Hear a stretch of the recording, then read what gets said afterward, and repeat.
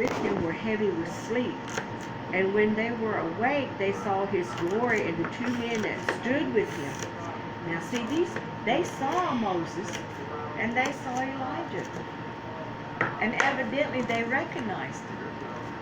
And they knew him, and they're looking at Jesus, and Jesus is radiant and glistening.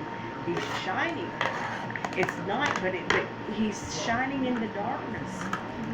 And something happened in order for him to accomplish what he's going to do in Jerusalem.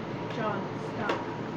But Peter, 33, and it came to pass as they departed from him, Peter said unto Jesus, Master, it is good for us to be here, and let us make thee 3 tabernacles, one for you, one for Moses, and one for Elijah, not knowing what he said. He didn't realize what he was saying. He said, let us build 3 tabernacles. Now, if they had built them tabernacles and the people went in there, they wouldn't have worshipped God. They would have worshipped him. They would have worshipped Moses as a god. They would have worshipped Elijah as a god. And that wasn't going to happen. And they're going to worship Jesus as a god. And so that's why the word said, not knowing what he said. This is Peter talking. Now Peter does something here on past this, and he does it 3 times because of this statement he said. And what he did was he denied Jesus 3 times. Mm-hmm. So the number 3 here that Peter spoke would be that even if he did do that, he would have denied not ever seeing Moses. He would have denied not ever seeing Elijah, and denied that he didn't even know Jesus. That's why he denied 3 times, because he was in fear of his life. And that's why Peter did not know what he was saying. And while he thus spake, there came a cloud and overshadowed them, and they feared as they entered into the cloud. Now, when the cloud overtook them, and when they entered into this cave, and it overshadowed all of them, and they were afraid as they entered into it. They didn't know what was in there. They didn't know what was going on. But then something happens, and it says, there came a voice out of the cloud saying, this is my beloved Son. Hear him.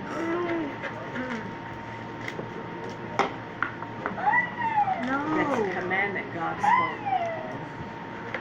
That is an overpowering word. Because his Father spoke that to John, to James, and to Peter. He did it before when he was baptized. What did he say then when he was baptized by John? Who, Jesus? What God said. Who, this is my Son whom I will please? He said, this is my beloved Son whom I will please. God the Father said that. He made a statement. I want the world to know, this is my Lord. This is who I am. This is the second time God speaks. And when he said it, it's powerful. It said, this is my beloved Son. Hear him.